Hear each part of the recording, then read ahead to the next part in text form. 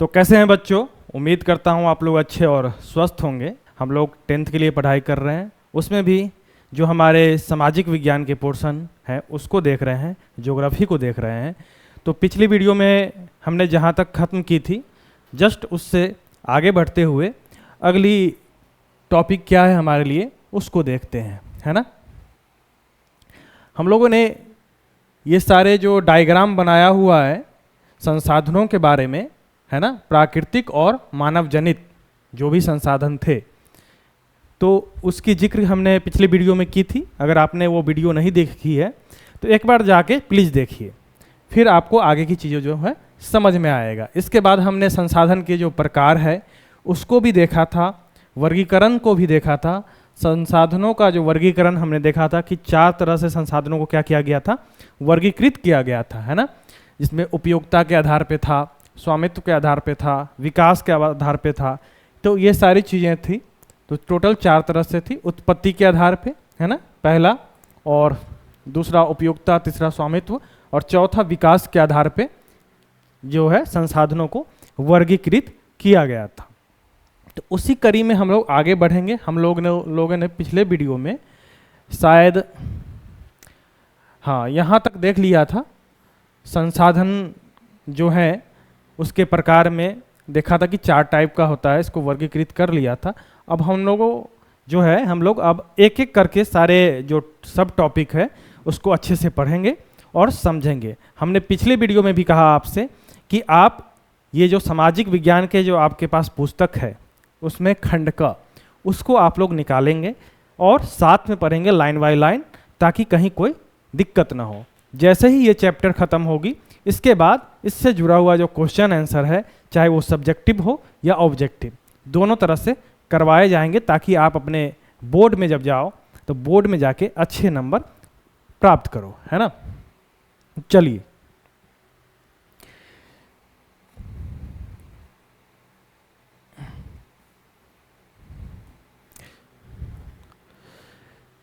तो उत्पत्ति के आधार पे पहले वाले जो टाइप है उसको हम देखते हैं कि उत्पत्ति के आधार पर आखिर कैसे 2 तरह के संसाधन हैं हमारे पास। ठीक है, उम्मीद है कि आप लोगों को साफ दिख रहा होगा। चलिए, जब हम उत्पत्ति के आधार पे बात करते हैं तो 2 तरह के हैं। कौन कौन है?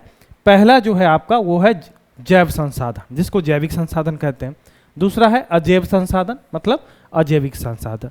जैविक संसाधन मोटे मोटे तौर पे ये समझना है जिसमें जीवन होती है उसको हम क्या बोलते हैं, जैविक संसाधन। और अजैविक संसाधन जिसमें क्या होती है, जीवन नहीं होती है, उसको अजैविक बोलते हैं। इसको अगर आप पढ़ेंगे आगे तो क्या लिखा हुआ है कि ऐसे संसाधनों की प्राप्ति जैव मंडल से होती है। अब आखिर ये जैव मंडल शब्द आपने पिछली कक्षा में अगर पढ़ा होगा तो जैव मंडल के बारे में पढ़ा होगा, अगर नहीं भी पढ़ा है ठीक से तो मैं बता दूं, जैव मंडल किसको बोलते हैं?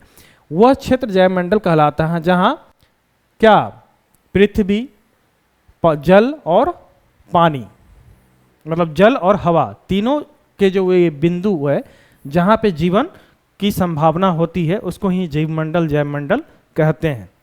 ठीक है, तो वही बोल रहा है आपसे कि ऐसे संसाधनों की प्राप्ति जैव मंडल में होती है, जैव मंडल से होती है।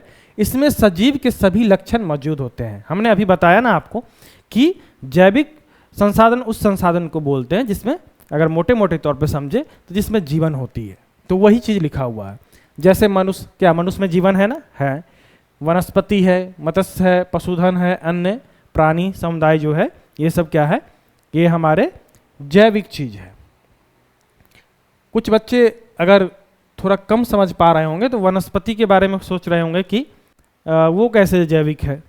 वो भी है, आपने पढ़ा होगा बचपन में ना कि tree is the living things. तो एक ये चीज़ आपको याद रखना है कि वनस्पति भी उसी कैटेगरी में। ज़्यादातर बच्चों को पता होगा कि पेड़ भी क्या होता है, जैविक चीज़ होती है, उसमें भी जीवन होता है। अजैव मोटे मोटे पर वही चीज़ है जिसमें जीवन नहीं है, उसको क्या बोलते हैं, अजैव बोलते हैं। जैसे निर्जीव वस्तु के समूह को अजैव संसाधन कहा जाता है। जैसे क्या, चट्टाने, धातु, खनिज, ये सब क्या है, हमारे अजैविक चीज है। देखो क्वेश्चन में आपसे अगर ऑब्जेक्टिव के तौर पे पूछे तो आपसे पूछ लेगा कि बताओ कि निम्नलिखित में से कौन सा जैविक है, कौन सा अजैविक है। तो ये याद रखना है, वर्गीकृत करने आना चाहिए। अगर आपको सारा एग्जाम्पल याद ना भी हो तो कम से कम इतना समझ में आना चाहिए कि जैविक अगर पूछ रहा है इसका मतलब है कि उसमें जीवन होगा, अगर अजैविक पूछ रहा है तो उसमें जीवन नहीं होगा।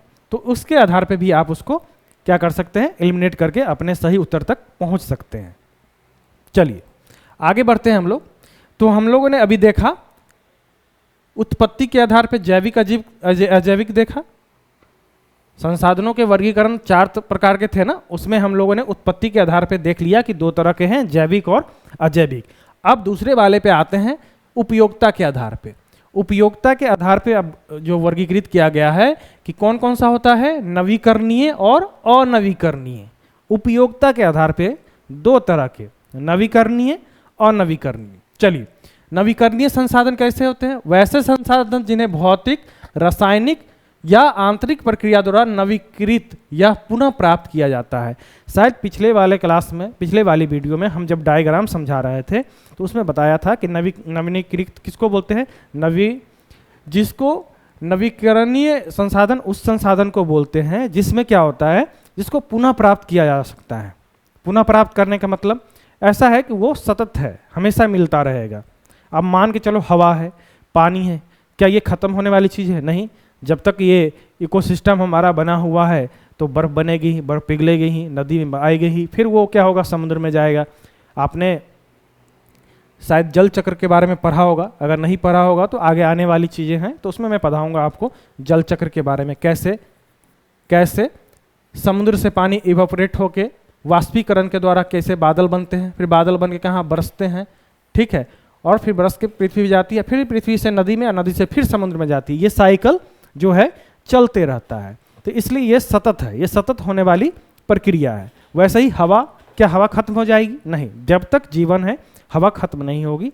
हवा क्यों, किस लिए नहीं खत्म होगी, क्योंकि ये भी एक इकोसिस्टम है। अगर ट्री है ना, जब तक ट्री है, ऑक्सीजन है, तो क्या होगा, कार्बन डाइऑक्साइड है, नाइट्रोजन है, तो इस तरह की जब चीज़ जब तक रहेगी तो क्या होगी, ये इकोसिस्टम में काम करते रहेगी, ऑक्सीजन हमें मिलता रहेगा, तो ये भी सतत चीज़ है। अब ऐसा कोई विनाशकारी चीज़ ना आ जाए कि सारा सभ्यता ही खत्म हो जाए, तो उसकी बात नहीं कर सकते हैं। रेयर किसकी बात नहीं कर सकते हैं, लेकिन नॉर्मली ये सतत है ना। बोलोगी सर जब ये सतत है तो असतत क्या है? असतत पेट्रोलियम है ना, क्रूड ऑयल जो हम लोग पेट्रोलियम यूज करते हैं गाड़ी में, डीजल, ये सब चीज़ कैसी है? असतत है। मतलब एक लाखों समय में तो बनती है, ये जमीन के नीचे दब के, है ना, लाखों समय में जो जैविक चीज़ है वो दब के जीवाश्म ईंधन बनती है। इसके बाद एक लिमिट ही तो होगा इसका, इसके बाद ये खत्म हो जाएगा, फिर कहाँ से यूज करेंगे? इसलिए इसको अनवीकरणीय में रखते हैं और जो पुनः प्राप्त करने योग्य है उसको नवीकरणीय में रखते हैं। देखते हैं आगे क्या लिखा हुआ है। लिखा हुआ है क्या कि वैसे संसाधन जिन्हें भौतिक, रासायनिक या यांत्रिक प्रक्रिया द्वारा नवीनीकृत या पुनः प्राप्त किया जाता हो। आप पूछोगे सर भौतिकी और ये रासायनिक क्रिया द्वारा कैसे नवीनीकृत करते हैं? जैसे है ना, सोलर पैनल से सूर्य की किरणों को क्या करते हैं, बिजली बना लेते हैं, है ना। फिर टरबाइन के द्वारा क्या करते हैं, पानी के फ्लो को टरबाइन में इस तरह से घुमाते हैं कि इसके बाद उससे बिजली उत्पन्न करते हैं। तो ये भौतिक प्रक्रिया है। इस तरह से रासायनिक प्रक्रिया द्वारा भी उसको पुनः उपयोग कर सकते हैं। तो ये सारी चीज़ें उसमें समझाया गया है, पुनः प्राप्त किया जा सकता है। जैसे सौर ऊर्जा, पवन ऊर्जा, जल विद्युत, वन एवं अन्य प्राणी जो है, ये सब किस में आते हैं? नवीकरणीय में आते हैं, है ना। अब पूछोगे वन प्राणी भी है। मान लो वन प्राणी में कुछ जीव मर जाते हैं तो फिर उसकी जन्म होती है, फिर उसकी वृद्धि होती है, ये सतत चलते रहती है साइकिल में। तो ये सारी चीज़ें हैं। तो प्रवाह एवं जैव संसाधनों में वर्गीकृत किया जा सकता है। चलिए, तो नवीकरणीय, आई होप आपको समझ में आ गया होगा कि नवीकरणीय संसाधन किसे बोलते हैं। उपयोगिता के आधार पर जो बांटा गया है नवीकरणीय और अनवीकरणीय में, नवीकरणीय हम लोगों ने समझ रखा है। अगर कहीं डाउट है तो आप कमेंट में जरूर बताइएगा कि सर नवीकरणीय ठीक से समझ में नहीं आया है, तो फिर से समझाने की कोशिश की जाएगी। मुझे उम्मीद है कि आप लोगों को समझ में आया होगा। चलिए, अनवीकरणीय, जैसा कि हमने जस्ट डिस्कशन किया है, फिर भी एक बार देख लेते हैं। ऐसे संसाधनों को विकास लंबी अवधि में जटिल प्रक्रियाओं द्वारा होता है ना। बहुत सारे ऐसे कार्बनिक पदार्थ हैं, जैविक पदार्थ हैं जो ज़मीन में हजारों लाखों वर्ष तक दबे रहते हैं, तो जाके वो पेट्रोलियम क्रूड ऑयल बनते हैं। क्रूड ऑयल से फिर पेट्रोल डीजल को अलग अलग किया जाता है। तो वही बोल रहा है कि लंबी प्रक्रिया में बनता है, इस प्रक्रिया को पूरा होने में लाखों वर्ष लग जाते हैं, है ना। इनमें कुछ ऐसे भी संसाधन होते हैं जो पुनः चक्रीय नहीं है। अब मान लो कि जमीन के अंदर से आयरन रॉ को निकाले, ठीक है, आयरन मैटर को निकाले, उससे क्या करिए, बड़ा बड़ा फावड़ा या कुछ ऐसे जैसे कार बनाए, अलग अलग चीज़ बना रहे हैं। क्या ऐसी कोई चीज़ है जो पुनः चक्रीय नहीं है? तो पुनः चक्रीय इसमें वो है कि लोहे से फिर उसको क्या कर सकते हैं, मेल्ट करके फिर किसी और का रूप दे सकते हैं। लेकिन पेट्रोलियम अगर खत्म हो जाए तो क्या उसको पुनः चक्र किया सकता है? ऐसा हो सकता है कि गाड़ी में पेट्रोल डाल के उसको यूज कर लिए, वो मतलब कार्बन डाइऑक्साइड बन के वो निकल गया, है ना। क्या उसको फिर यूज करके पेट्रोल बना सकते हैं? नहीं ना। तो ये बोल रहा है कुछ इसमें से कुछ ऐसे हैं जो पुनः चक्रीय नहीं है, एक बार प्रयोग होने के साथ ही वे समाप्त हो जाते हैं, जैसे पेट्रोल डीजल, ठीक है। जैसे जीवाश्म ईंधन मतलब वही कोयला, है ना, पेट्रोल डीजल, ये सारी चीज़ें की बात की जा रही है। तो नवीकरणीय और अनवीकरणीय में अंतर समझ में आ गया होगा, ठीक है। आपको थोड़ा थोड़ा नोट डाउन भी करना है, साथ में किताब में अंडरलाइन करते भी चलना है, जो चीज़ समझ में आ रही, जो इम्पोर्टेंट है कि जीवाश्म ईंधन किसको बोलते हैं। अभी बताया जीवाश्म ईंधन मतलब क्या, कोयला, पेट्रोल, डीजल जो जमीन के अंदर लाखों वर्ष दब के ये बनता है। नवीकरणीय में भी बता दिया, तो इसको याद रखनी है। तो अभी तक हम लोग 4 तरह के वर्गीकरण में 2 तरह का वर्गीकरण देख चुके हैं। कौन कौन सा? उत्पत्ति के आधार पे 2 वर्गीकरण, है ना, जैविक अजैविक। फिर उपयोगिता के आधार पे नवीकरणीय और अनवीकरणीय, 2 तरह के जो है इसमें भी देख चुके हैं। अब तीसरा देखते हैं, तीसरे तरह के वर्गीकरण में कि स्वामित्व के आधार पर संसाधन के 4 प्रकार हो सकते हैं। स्वामित्व, ठीक है, स्वामित्व के आधार पे संसाधन के 4 प्रकार हो सकते हैं। स्वामित्व मतलब जैसे होता है ना, कोई चीज़ का होल्डर है, वो किसी चीज़ का मालिक है, उसकी बात कर रहा है। तो चलो पहले टाइप में देखोगे तो क्या लिखा हुआ है कि व्यक्तिगत संसाधन। व्यक्तिगत संसाधन होते हैं ना, मान ले हमारे पेरेंट्स हैं, उनके पास कुछ ज़मीन है ना, ज़मीन है, कुछ पैसे हैं, तो वो उनकी क्या है, व्यक्तिगत संसाधन है।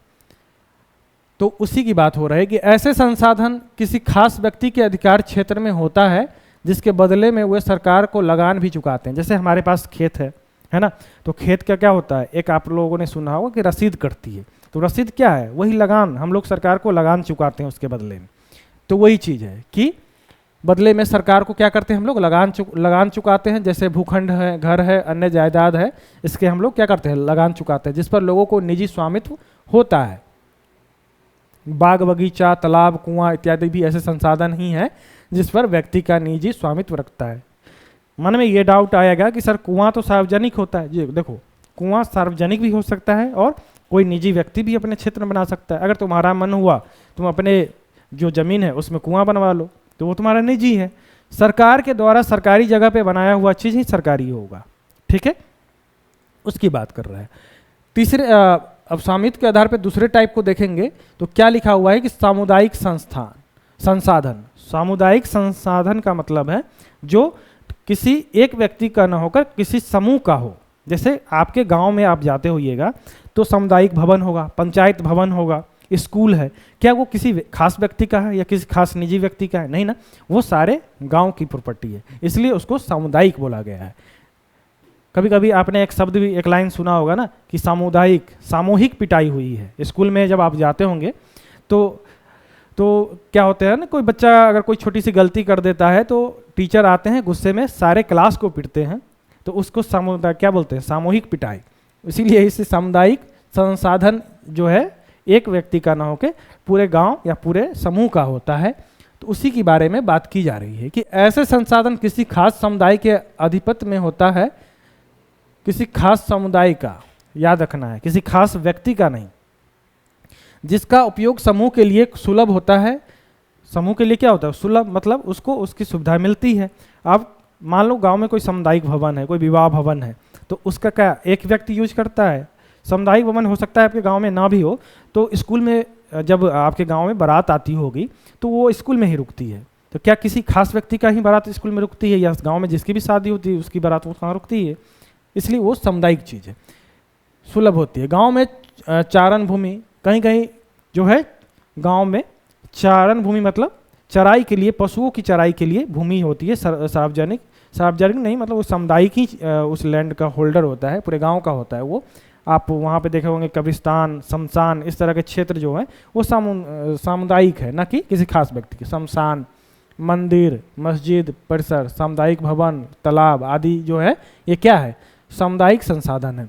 नगरीय क्षेत्र में इस प्रकार के संसाधन को सार्वजनिक, पार्क हो गया, जैसे शहर में जाते होंगे तो पार्क है, इस तरह के क्षेत्र जो है वो सामुदायिक चीज में आते हैं। पिकनिक स्थल, खेल मैदान, मंदिर, मस्जिद, गुरुद्वारा, गिरिजाघर, ये सब जो संसाधन है संबंधित समुदाय के लोगों के लिए सर्वसुलभ होते हैं। सारे जो वहाँ के समूह है, शहर के लोग हैं, उसके लिए सुलभ होते हैं। तो ये याद रखना है। स्वामित्व के आधार पे अभी तक हम लोगों ने 2 तरह का देख लिए, इसमें कितने तरह का है, 4 तरह का, ये भी याद रखना है आपको। चलिए आगे देखते हैं। आप लोगों को जहाँ समझ में ना आ रहा हो ना, तो वीडियो आप रोक के नोट डाउन भी कर सकते हैं, ताकि एग्जाम के समय उसको रिकॉल कर पाओ। क्या कि इतना तो संभव नहीं है कि सारा चीज़ याद ही रह जाए, तो इसलिए आप थोड़ा थोड़ा नोट डाउन भी करते चलिए ताकि आपको याद रहे। वैसे तो मैं सारे क्वेश्चन का आंसर करवा दूंगा, ठीक है, फिर भी अपने स्तर से आप इसको कर सकते हैं। चलिए अगला देखिए, 2 तरह के हम लोगों ने देख लिया, अब तीसरे तरह का देखते हैं। तीसरे तरह में क्या है कि राष्ट्रीय संसाधन। एक क्या था, व्यक्तिगत, दूसरा क्या था, सामुदायिक, तीसरा क्या है, राष्ट्रीय। राष्ट्रीय संसाधन मतलब ये होता है कि देश के अंदर, भारत जो है, मतलब भारत की ही बात करें तो किसी देश के भीतर जो उसकी राजनीतिक सीमा होती है, तो राजनीतिक सीमा के अंदर जो जितने भी क्षेत्र होते हैं वो सारे राष्ट्रीय संसाधन में अकाउंट आते हैं, चाहे वो सामुदायिक क्षेत्र हो या व्यक्तिगत क्षेत्र हो। आपकी खास व्यक्तिगत क्षेत्र क्यों ना हो, अगर सरकार को ज़रूरत पड़े कि उस एरिया से सड़क निकालनी है तो वो ज़मीन आपको देना पड़ेगा, ठीक है, तो वो राष्ट्रीय संसाधन है। जब तक सरकार को ज़रूरत नहीं है तब तक वो आपका निजी है। चलिए राष्ट्रीय संसाधन में देखते हैं कि कानूनी तौर पर देश या राष्ट्र के अंतर्गत सभी उपलब्ध संसाधन राष्ट्रीय हैं। जी हाँ, राष्ट्र के अंतर्गत जितने भी संसाधन हैं सारे राष्ट्रीय हैं। जब तक सरकार को ज़रूरत नहीं पड़ रही तब तक वो निजी है, सामुदायिक है, ये सारे हो सकते हैं। लेकिन अगर सरकार को ज़रूरत पड़े तो वो, सरकार को ज़रूरत क्यों पड़ती है, उसको अपने व्यक्तिगत हित के लिए नहीं, है ना, उनको ज़रूरत पड़ती है किसी क्षेत्र के डेवलपमेंट के लिए, ठीक है, और कनेक्टिविटी के लिए, लोगों को सुलभ हो आना जाना किसी क्षेत्र में, मार्ग के लिए।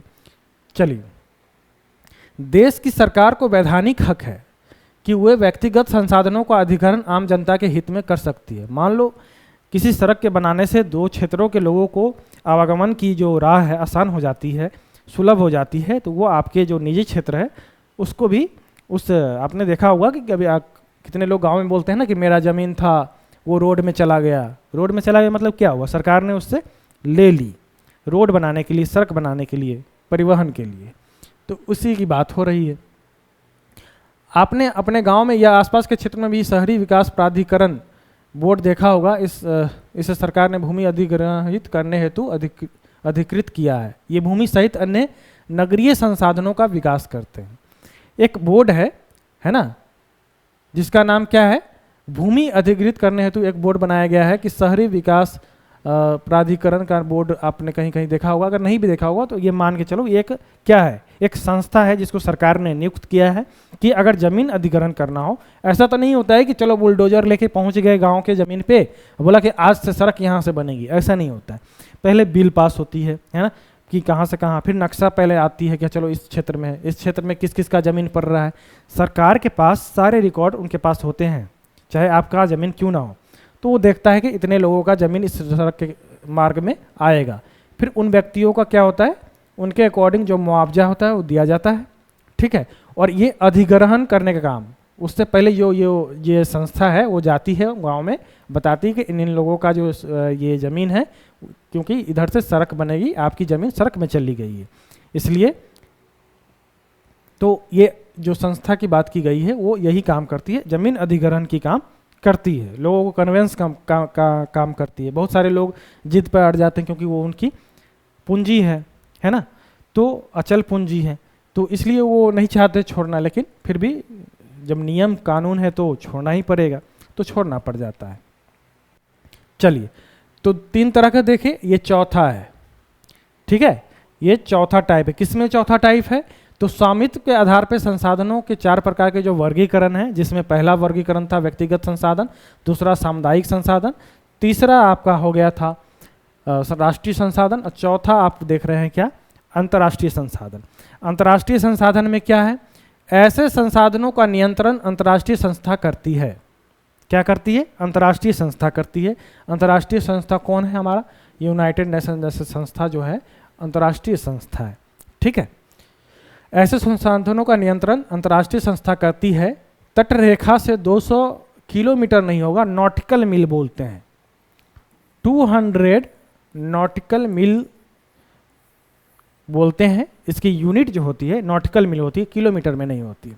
तो किसी मान लो कि इंडिया की मैप आपने अगर कभी देखा होगा, तो ये आपका साउथ इंडिया है ना?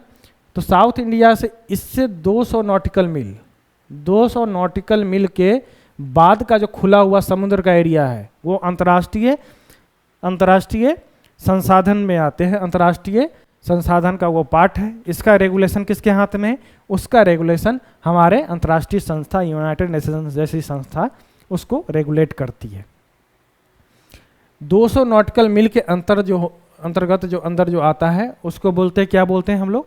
उसको राष्ट्रीय संसाधन। इसके अंदर हम लोग 200 नॉटिकल मील के अंदर हम लोग मछली पकड़ना और जो भी गतिविधि, पेट्रोल ऑयल निकालना, ये सारी चीज़ें हम लोग कर सकते हैं, क्योंकि ये हमारे देश का राजनीतिक सीमा है। चलिए, तो अभी तक हम लोगों ने क्या क्या देखा? राष्ट्रीय संसाधन क्या है, अंतर्राष्ट्रीय संसाधन क्या है। ठीक है, यही चीज़ लिखा हुआ यहाँ है कि 200 किलोमीटर नहीं, नॉटिकल मील की दूरी छोड़कर खुले महासागरीय संसाधनों पर किसी देश का आधिपत्य नहीं होता है। ऐसे संसाधन का उपयोग सिर्फ अनुसंधान हेतु अंतर्राष्ट्रीय संस्था की सहमति से किसी राष्ट्र द्वारा किया जाता है। मान के चलो किसी को 200 नॉटिकल मील के बाद पता चलता है कि यहाँ किसी चीज़ का रिजर्व है, चाहे पेट्रोलियम का हो, नेचुरल गैस का हो, तो वो अंतर्राष्ट्रीय संस्था से परमिशन लेके ही उस वहाँ पे रिसर्च या अनुसंधान कर सकती है। अपने मर्जी से नहीं कर सकती। अपनी मर्जी से कहाँ कर सकती है? 200 नॉटिकल मील के अंदर कर सकती है। यहाँ तक बात समझ में आ गई ना? चलिए, अब यहाँ देखो छोटा छोटा लाइन लिखा हुआ कि किसी राजनीतिक सीमा के अंतर्गत भूमि, खनिज पदार्थ, जल संसाधन, वन्य व वन्य जीव एवं समुद्री जीव राष्ट्रीय संसाधन है। कहाँ तक? 200 नॉटिकल मील तक। और 200 नॉटिकल मील के बाद जो क्षेत्र है वो क्या है? अंतर्राष्ट्रीय संसाधन के अंतर्गत आती है, उसको रेगुलेट अंतर्राष्ट्रीय संस्था करती है। और 200 नॉटिकल मील को ही अपवर्जक आर्थिक क्षेत्र बोलते हैं। इसको इंग्लिश में एक्सक्लूसिव इकोनॉमिक जोन बोलते हैं। ठीक है, तो ये चीज़ आपको ध्यान रखना है। चलिए, तो अभी तक हम लोगों ने क्या क्या पढ़ा एक बार फिर से देख लेते हैं। अभी तक हम लोगों ने संसाधनों के प्रकार को देखा, जिसमें पहला प्रकार हम लोगों ने उत्पत्ति के आधार पर देखा, जैविक अजैविक। इसके बाद दूसरा जो हम लोगों ने देखा उपयोगिता के आधार पर देखा, संसाधन को नवीकरणीय और अनवीकरणीय। तीसरा देखा हम लोगों ने स्वामित्व के आधार पर 4 प्रकार का संसाधन होता है, व्यक्तिगत, सामुदायिक, राष्ट्रीय और अंतर्राष्ट्रीय, है ना। अब ये विकास के आधार पर ये लास्ट प्रकार का वर्गीकरण है संसाधन का, उसको देखते हैं कि विकास के स्तर पर भी संसाधन को 4 भागों में वर्गीकृत किया गया है। विकास के आधार पे भी संसाधनों को हम लोगों ने कितने टाइप में बांटा है? 4 टाइप में। कौन कौन से टाइप है? पहला है संभावी संसाधन। क्या है? संभावी। संभावी संसाधन ऐसे संसाधन जो किसी क्षेत्र विशेष में मौजूद होते हैं, जिसे उपयोग में लाए जाने की संभावना रहती है, इसका उपयोग अभी तक नहीं किया गया है, जैसे कि हिमालय क्षेत्र के खनिज, जिनका उत्खनन अधिक गहराई में होने के कारण दुर्गम एवं महंगा है। उसी प्रकार राजस्थान एवं गुजरात क्षेत्र में पवन और सौर ऊर्जा की असीम संभावनाएं हैं, परंतु अभी तक इनकी सही रूप से विकास नहीं हो पाया है। क्या मतलब समझे आप? संभावी मतलब कि संभावना है यहाँ इस चीज़ का। आप बताओ, हिमालय इतना बड़ा क्षेत्र है, वहाँ तो बहुत सारे खनिज होंगे, है ना, लेकिन हमारी तकनीक उतनी बेहतर नहीं है, उतनी कुशल नहीं है कि हम वहाँ से उन चीज़ों को क्या कर सके, कलेक्ट कर सके या निकाल सके। हम लोगों ने राजस्थान और गुजरात जैसे क्षेत्र जहाँ पे हवा अच्छी खासी चलती है, वहाँ पे हम लोगों ने विंड टरबाइन जो है उसका यूज नहीं कर पाए, क्योंकि हमारे पास तकनीक नहीं है। तो वही बोल रहा है कि संभावना है कि यहाँ है, लेकिन महंगा, खर्च और दुर्गम चीज़ है, दुर्गम क्षेत्र है। आप बताओ हिमालय से कोई चीज़ को निकालना हो अंदर से तो कितनी, आप एक टनल बनाते हैं उसमें इतनी मुश्किलें होती है, तो अगर किसी रॉ मटेरियल को निकालना हो तो कितनी मुश्किलें होंगी। उसके लिए आपके पास तकनीक भी वैसा होना चाहिए। इन सारी वजहों से हम लोग वो कर नहीं पाते, इसलिए इसको बोलता है संभावी संसाधन है लेकिन तकनीक के अभाव में कर नहीं पा रहे हैं। दूसरा है विकसित संसाधन। विकसित संसाधन मतलब ऐसे संसाधन जिनका सर्वेक्षण प्रांत उपयोग हेतु मात्रा एवं गुणवत्ता का निर्धारण हो चुका है। मतलब होता है ना कि कभी अनुसंधान में पता चलता है कि चलो ठीक है यहाँ पे ये सारी चीज़ें हैं, इस क्वालिटी की है, इस मात्रा में है, इसके बावजूद भी हम उसका यूज नहीं कर पाते हैं, वहाँ भी तकनीक की बात आ जाती है।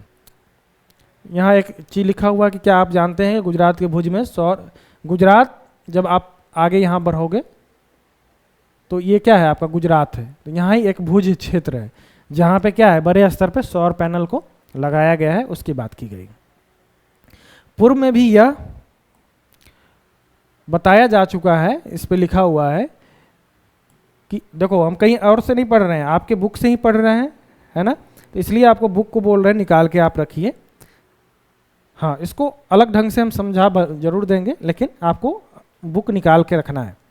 बताया जा चुका है कि संसाधनों का विकास तकनीक और उनकी संभाव्यता पर निर्भर होती है। हम लोग जब पहली वीडियो में देखा था कि कोई भी जो पदार्थ है ना, वो संसाधन तभी बन पाती है जब उसमें तकनीक शामिल हो जाती है। तो वही चीज़ बोल रहा है कि बताया जा चुका है कि संसाधनों का विकास तकनीक और उनकी संभाव्यता पर निर्भर है। तकनीक अगर नहीं है आपके पास, अगर संभावना नहीं है कि वहाँ कोई क्या बोलते हैं रॉ मटेरियल है, तो वो दिक्कत हो सकती है, इसकी बात हो रही है। एक चलिए अब दो, इससे पीछे जो आपने देखा विकास के स्तर पर संसाधनों का वर्गीकरण में संभावी, विकसित, और तीसरा आप लोगों ने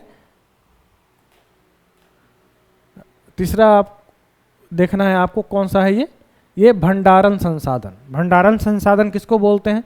तो ऐसे संसाधन पर्यावरण में उपलब्ध होते हैं तथा मानवीय आवश्यकताओं की पूर्ति में सक्षम है। मतलब ऐसा संसाधन जो पर्यावरण में उपलब्ध तो है ना, तथा मानवीय आवश्यकताओं की पूर्ति में सक्षम भी है। उपयोग होती उपयुक्त प्रौद्योगिकी, वही सेम चीज तकनीक के अभाव की वजह से भी यहाँ पे इन्हें केवल भंडारित या संसाधन के रूप में देखा जाता है। भंडारित तो है, रिजर्व में तो है, लेकिन हम उसका यूज नहीं कर पा रहे हैं तकनीक के अभाव में। उदाहरण जल, हाइड्रोजन एवं ऑक्सीजन का यौगिक है। जैसे अभी आप लोगों ने नया तकनीक में सुना हो कि हाइड्रोजन से अब क्या होगी, गैस चलेगी। तो वही पूछ रहा है, जब आपने केमिस्ट्री पढ़ा होगा तो H2O सुना होगा ना, तो H2O मतलब जिसमें हाइड्रोजन और ऑक्सीजन दोनों है। पानी में क्या है H2O, तो ऑक्सीजन भी है, हाइड्रोजन भी है। तो इस हाइड्रोजन से गाड़ी को चलाने की बात कर रही है, लेकिन हमारे पास तकनीक की अभाव की वजह से हम उसका बना नहीं सकते हैं। संभावना तो है कि इसे बना सकते हैं, लेकिन तकनीक नहीं है, नहीं बना सकते हैं। अब बनने जा रही है, वो भी किसी फॉरेन संस्थान के द्वारा बनाया जा रहा है। अभी हमारे पास वो तकनीक नहीं आई है। अभी आपके जो परिवहन मंत्री हैं नितिन गडकरी वर्तमान में, उनके द्वारा आपने देखा होगा कि उनका जो गाड़ी है वो हाइड्रोजन से चलने वाली गाड़ी को एक बार यूज किए थे, और वो अपने एक पॉडकास्ट में, जो पॉडकास्ट आजकल सुन रहे होंगे आप लोग पॉडकास्ट में, तो उसमें उनका जिक्र किया था।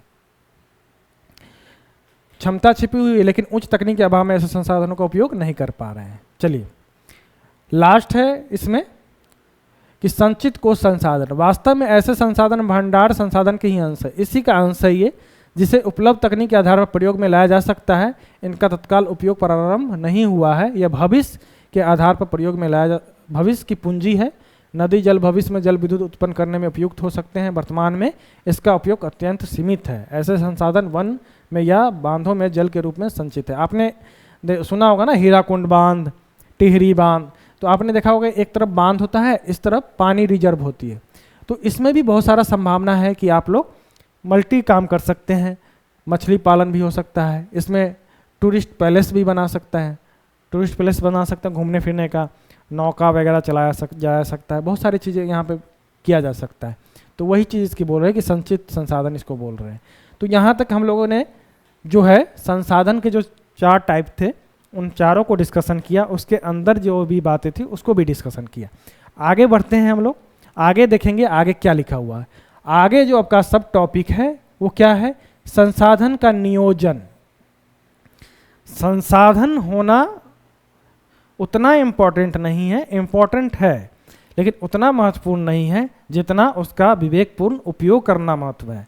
किसी भी देश के अर्थव्यवस्था में संसाधन को विवेकपूर्ण उपयोग करके ही बेहतर बनाया जाता है। मान लीजिए आपके पास हजारों रुपए हैं लेकिन आप उसका विवेकपूर्ण उपयोग नहीं करते हैं तो 1000 रुपया आपका व्यर्थ हो जाता है। गांव घर में आपने सुना होगा ना कि बाप के पास बहुत पैसा है, लोग बोलते भी हैं कि बेटा नालायक है, बाप जितना भी कमा ले वो पैसा क्या कर देगा? बर्बाद कर देगा। क्यों? क्योंकि उसका विवेकपूर्ण उपयोग वो नहीं कर पा रहा है। वो उसी की बात कर रहा है, संसाधन की नियोजन की, विवेकपूर्ण उपयोग की बात की जा रही है कि संसाधनों का विवेकपूर्ण उपयोग ही संसाधन नियोजन है ना। वर्तमान परिवेश में संसाधनों का विवेकपूर्ण उपयोग हमारे सामने चुनौती बनकर खड़ा है। संसाधनों के विवेकपूर्ण दोहन हेतु सर्वमान्य रणनीति तैयार करना संसाधन नियोजन की प्रथम प्राथमिकता है। संसाधन नियोजन करना जरूरी है कि कहाँ कितना खर्च करना चाहिए, किन वर्गों को कितना देना चाहिए और कितना ज़रूरत है इसकी। ऐसा भी नहीं होना चाहिए कि किसी भी चीज़ का अति दोहन कर ले जिससे क्या हो, हमारा इकोसिस्टम है वो कोलैप्स कर जाए और उसकी खामियाजा पूरे विश्व को भुगतना पड़े। तो ये चीज़ भी ध्यान में रखना है। आगे आप चलेंगे तो महात्मा गांधी का कोट है कि पेट भरने के लिए बहुत कुछ है लेकिन जेब भरने के लिए कुछ नहीं। तो इस तरह की एक लाइन है महात्मा गांधी का, आप पढ़ेंगे आगे तो देखेंगे कि संसाधन नियोजन किसी भी राष्ट्र के विकास के लिए आवश्यक होता है। भारत जैसे देश के लिए यह तो अपरिहार्य है। इसलिए है कि संसाधन जो रिसोर्स है हमारे पास कम है ना, और खर्च ज़्यादा करना है तो हमको और विवेकपूर्ण और अच्छे तरीके से करना पड़ेगा। जिसके पास रिसोर्स ज़्यादा है अगर थोड़ा वो गड़बड़ भी करता है तो वो मैनेज कर लेगा क्योंकि उसके पास रिसोर्स ज़्यादा है, अधिक मात्रा में। हमारे पास रिसोर्स क्या है? कम है, तो हमें विवेकपूर्ण उपयोग करना पड़ेगा। आप इसको छोटा सा अपने घर के एग्जाम्पल में देख लोगे ना, जिसके घर की स्थिति थोड़ी अच्छी नहीं होती है तो वो कम पैसे में ही बेहतर तरीके से रहने की कोशिश करते हैं कि जहाँ ज़रूरी है वहीं खर्च करते हैं। जिसके पास ज़्यादा है वो कुछ भी करता है।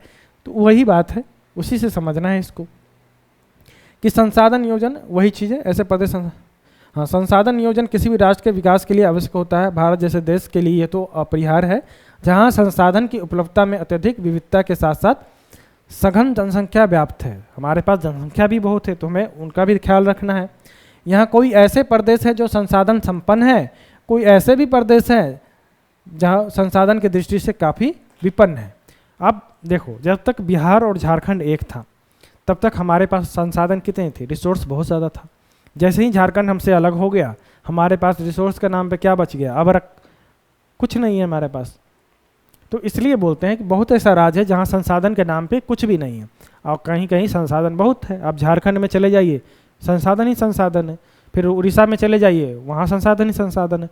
तो बहुत ऐसे क्षेत्र है जो संसाधन से रिच है। और विविधतापूर्ण की बात करें तो ऐसा भी है कि किसी राज्य में कोई खास प्रकार का ही संसाधन है।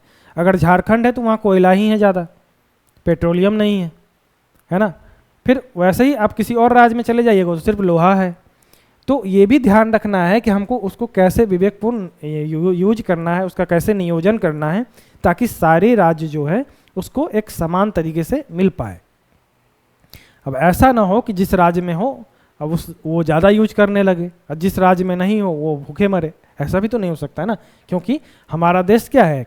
विविधतापूर्ण देश है। तो इसको जो है इसका ख्याल रखना भी जरूरी है कि सबकी जो ज़रूरत है वो पूरी हो। तो वही चीज़ है, कोई किसी के पास संपन्न है, कोई राज्य विपन्न है जिसके पास नहीं है। कुछ ऐसे भी प्रदेश है जहाँ एक ही प्रकार के संसाधन, जैसा कि अभी आपने बताया है, प्रचुर भंडार है, अन्य दूसरे संसाधनों में वो गरीब है। जैसे झारखंड, मध्य प्रदेश और छत्तीसगढ़ की बात की गई है।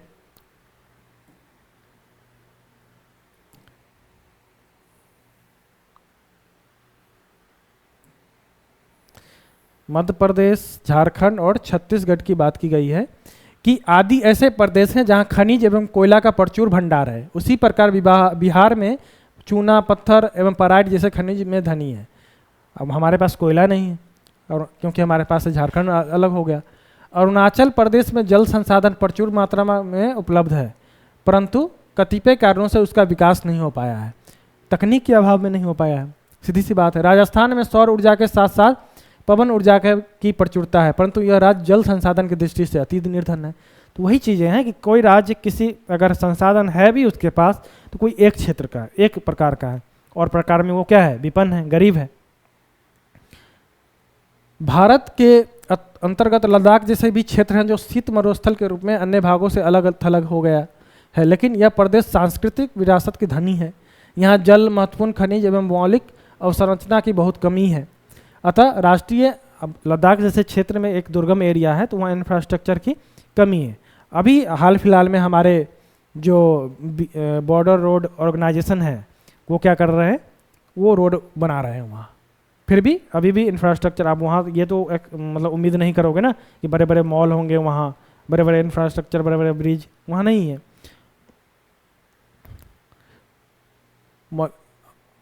अवसंरचना की बहुत कमी है। अतः राष्ट्रीय, प्रांतीय तथा अन्य स्थानीय स्तरों पर संसाधनों के समायोजन एवं संतुलन के लिए संसाधन नियोजन की अनिवार्य आवश्यकता है, ताकि सारे राज्यों को उसका जो है ज़रूरत जो है वो पूरा हो सके। चलिए, तो अभी तक हम लोगों ने यहाँ क्या पढ़ा, संसाधन का नियोजन है ना, उसका विवेकपूर्ण उपयोग। खासकर भारत की कॉन्टेक्स्ट में बात करें तो उसका यूज करना ज़्यादा बेहतर है, क्योंकि हमारे पास जनसंख्या कम है, रिसोर्सेस कम है। अगर है भी तो तकनीक के अभाव में हम उसका यूज नहीं कर पा सकते। अगला सब टॉपिक देखेंगे क्या लिखा हुआ है। अगला सब टॉपिक आपके लिए लिखा हुआ है कि भारत में संसाधन नियोजन किस तरह से होता है, कैसे होता है, उसके बारे में है, और क्या करना चाहिए उसके बारे में बताया गया है। कि संसाधन नियोजन एक जटिल प्रक्रिया है जी।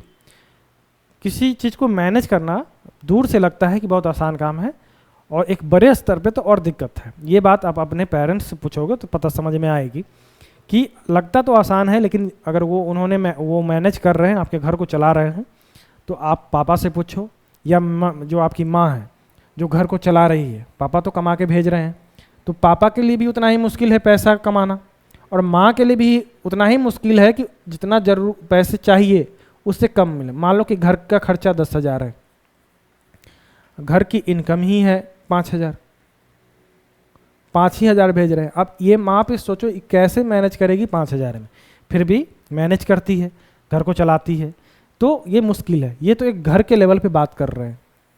वही अगर एक देश के लेवल पे बात करें तो और जटिल हो जाती है। एक बहुत बड़ा तंत्र लगता है इसको मैनेज करने में, इसको अच्छे से नियोजन करने में।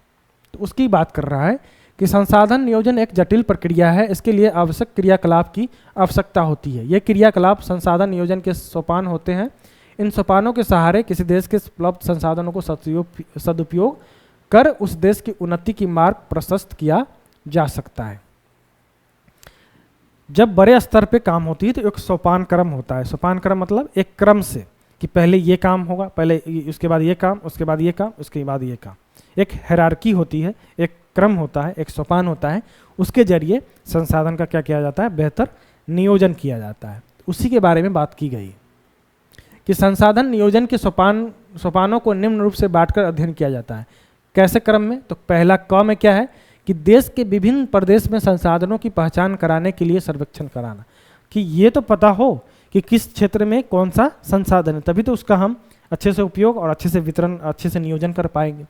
दूसरा बात होता है कि सर्वेक्षण पुराण, जब सर्वेक्षण हो गया, पता चल गया कि इस एरिया में ये संसाधन है हमारे पास, उसके बाद मानचित्र तैयार करना एवं संसाधनों को गुणात्मक एवं मात्रात्मक आधार पर मापन या आकलन करना। जब पता चल गया कि इस क्षेत्र में ये संसाधन है तो उस क्षेत्र का मानचित्र तैयार किया जाता है। मानचित्र तैयार करने के बाद उसकी गुणवत्ता देखी जाती है। गुणवत्ता की अगर वो चीज़ है तो क्या ये यूज लायक है या नहीं, कि गुणवत्ता कम है या मात्रा है तो कितना है। ऐसा ना हो कि मान लो कि इस क्षेत्र में पेट्रोलियम निकली और इसके निकालने का खर्च आ रहा है मान के चलो 1 लाख रुपए, है ना, मोटा मोटी समझते हैं। निकालने का खर्च कितना आ रहा है, 1 लाख रुपया, है ना, और पेट्रोल जो बना वो कितने का है, 10,000 का। तो क्या निकालने का कोई फायदा है, नहीं ना। तो इस तरह के क्षेत्र को क्या किया जाता है, छोड़ दिया जाएगा। जब तक तकनीक उतनी बेहतर, उतनी एफिशिएंट ना आ जाए कि कम लागत में निकाल पाए, तब तक तो निकालना व्यर्थ है। तो ये चीज़ करना ज़्यादा जरूरी है। तीसरे चीज़ की बात करें तो संसाधन विकास योजनाओं को मूर्त रूप देने के लिए उपयुक्त प्रौद्योगिकी, कौशल एवं संस्थागत नियोजन की रूपरेखा तैयार करना। मान के चलो यहाँ मिल गई पेट्रोलियम, अब तो ये भी तो देखेंगे कि हमारे पास तकनीक है कि नहीं इसको निकालने का, है ना। फिर है तो उसका संस्था बनाएंगे, हाँ ये संस्था यहाँ से निकालेगी, ठीक है। एक टीम बनाया जाएगा जो वहाँ जाएगी, वो सर्वेक्षण करके फिर वो निकालेगी उसको। तो वही संसाधन विकास योजना को मूर्त रूप देने के लिए उपयुक्त प्रौद्योगिकी, कौशल एवं संस्था नियोजन का रूपरेखा तैयार किया जाएगा। फिर लास्ट में राष्ट्रीय विकास योजना एवं संसाधन विकास योजना के मध्य समन्वय स्थापित किया जाएगा। क्या बोला जा रहा है कि राष्ट्रीय विकास योजना एवं संसाधन विकास योजना के मध्य समन्वय स्थापित किया जाएगा कि किस तरह से कि कोई राष्ट्रीय विकास योजना है, ठीक है, और संसाधन विकास योजना के मध्य मतलब ध्यान रखना है मोटा मोटी ये चीज़ों को कि कैसे हम इस चीज़ों को निकाल के बेहतर तरीके से उपयोग कर सकते हैं, ठीक है। समन्वय स्थापित करके ऐसा ना हो कि अति दोहन कर ले किसी चीज़ का और वो खराब ही हो जाए, तो ये चीज़ है। सतत रहना चाहिए, सतत मतलब आगे हम देखेंगे सस्टेनेबल डेवलपमेंट की गोल की बात यही सतत विकास से ही निकल के आई है। तो वही चीज़ है कि राष्ट्रीय हित को भी देखना है और संसाधन को भी देखना है कि वो कितनी है, ऐसा ना हो अति दोहन हो उसका।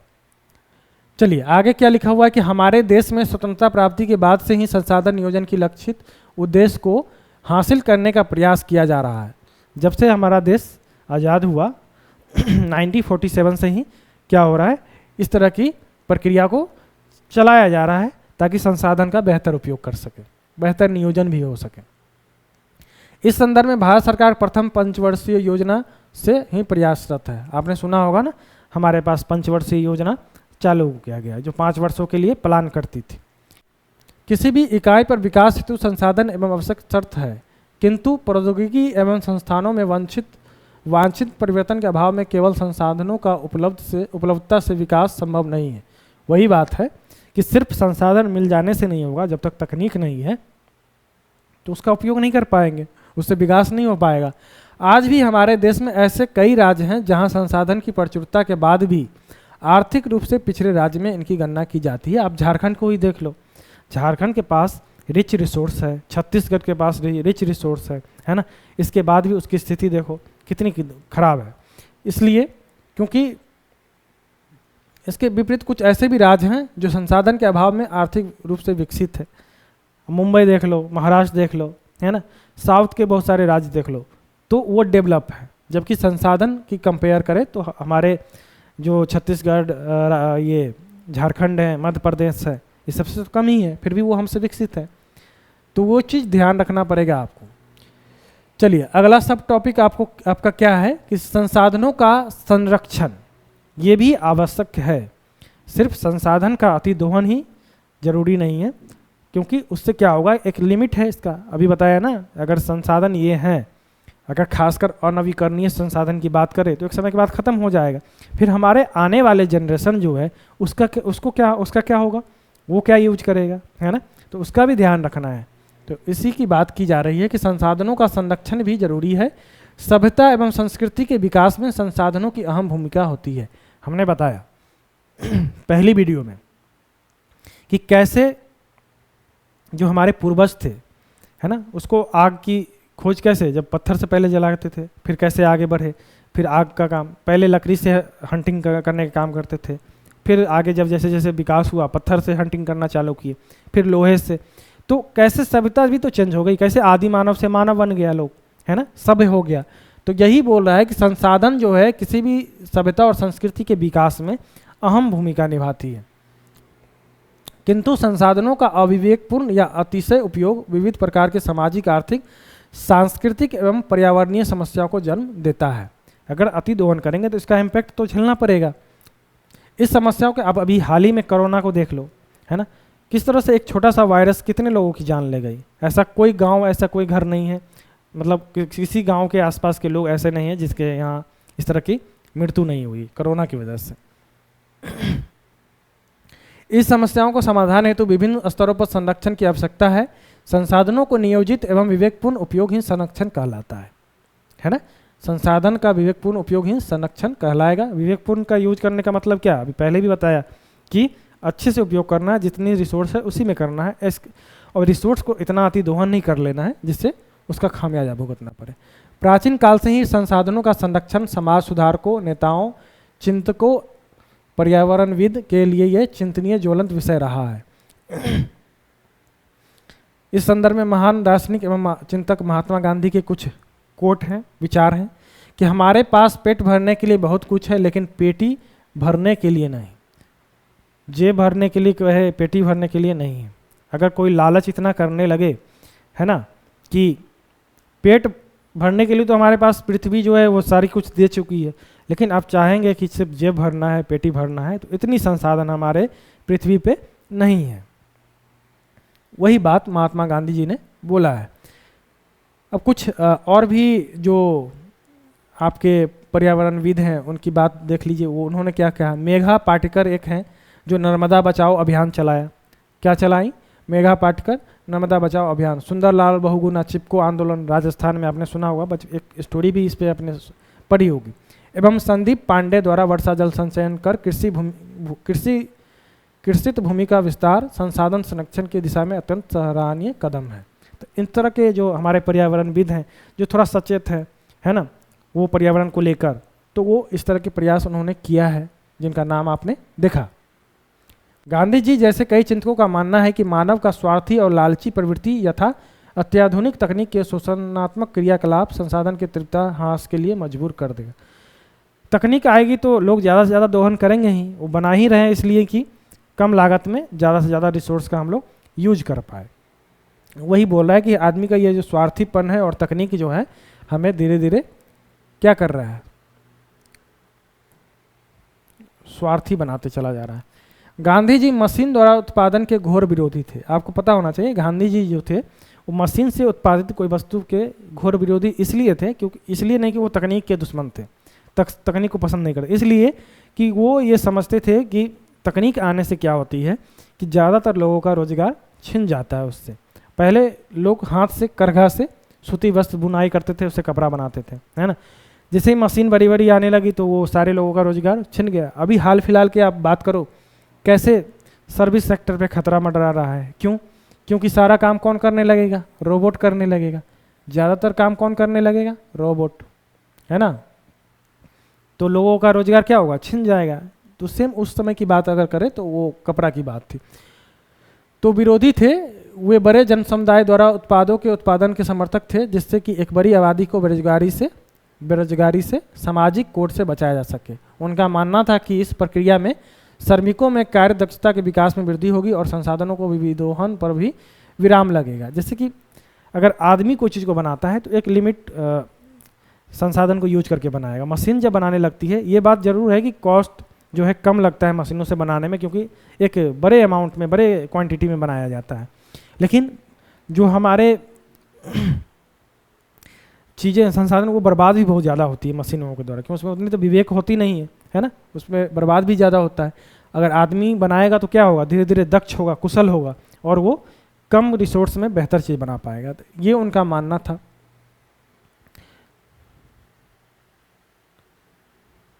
हाँ, ये कुछ लाइन भी लिखा हुआ है, तो ये चीज़ भी आप एक बार देख लिया करें। क्या आप जानते हैं कि मानव एवं तकनीक की शोषणात्मक दोहन प्रवृत्ति डाकुओं का अर्थव्यवस्था कहा जाता है ना। ऑब्जेक्टिव फॉर्म में क्वेश्चन आ जाएगा आपसे। चलिए, संसाधन के संरक्षण हेतु अंतर्राष्ट्रीय स्तर पर भी अनेक सम्मेलन हुए। सर्वप्रथम 1968 में क्लब ऑफ रोम में इनकी वकालत की गई थी। फिर 1974 ईस्वी में सुमेसर की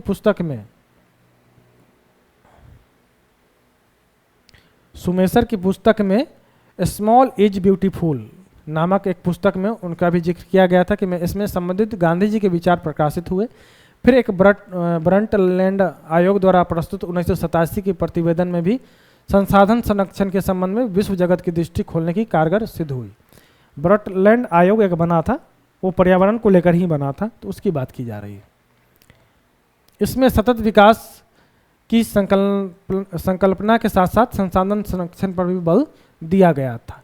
तो वही सस्टेनेबल डेवलपमेंट की बात की गई थी कि ऐसा ना हो कि सारे रिसोर्स को अभी ही यूज कर लो, हमारे आने वाले जनरेशन का भी ये हक है कि इस रिसोर्स का वो उपयोग करे।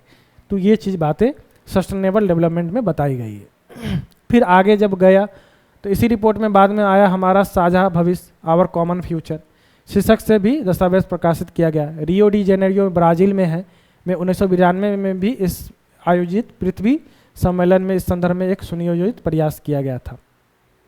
फिर 1997 में इसमें न्यूयॉर्क में द्वितीय पृथ्वी सम्मेलन हुआ। कहाँ? 2002 में। कहाँ? जोहान्सबर्ग में आयोजित तृतीय पृथ्वी सम्मेलन संसाधन संरक्षण की दिशा में विश्व स्तरीय सराहनीय प्रयास किया गया था। तो ये चीज़ थी आज की क्लास की, जिसमें हम लोगों ने संसाधनों का जो वर्गीकरण 4 प्रकार था उसको पढ़ा, संसाधनों का नियोजन के बारे में पढ़ा, है ना। संसाधन के नियोजन के बाद हम लोगों ने क्या पढ़ा था? हम लोगों ने पढ़ा था संसाधनों का संरक्षण किस तरह से हो। इसके बाद बहुत सारे पर्यावरणविद थे जिसके बारे में हम लोगों ने पढ़ा कि क्या उनके प्रति सोच थी। गांधी जी की विचारों के बारे में इसमें थोड़ा सा देखने को मिला। फिर ये तमाम संस्था है जो पर्यावरण को लेकर सजग हुई और लोगों को जगाने की, विश्व को जगाने की काम करने लगी। इसी में एक बात सामने उभर के आया, सस्टेनेबल डेवलपमेंट। मोटा मोटी इसका यही मतलब है कि ऐसा ना करे कि सारे चीज़ों को अभी यूज कर ले, भविष्य के लिए भी, भविष्य के आने वाले फ्यूचर के लिए भी उनका भी हक है इस संसाधन पे, तो उनके लिए भी छोड़ा जाए।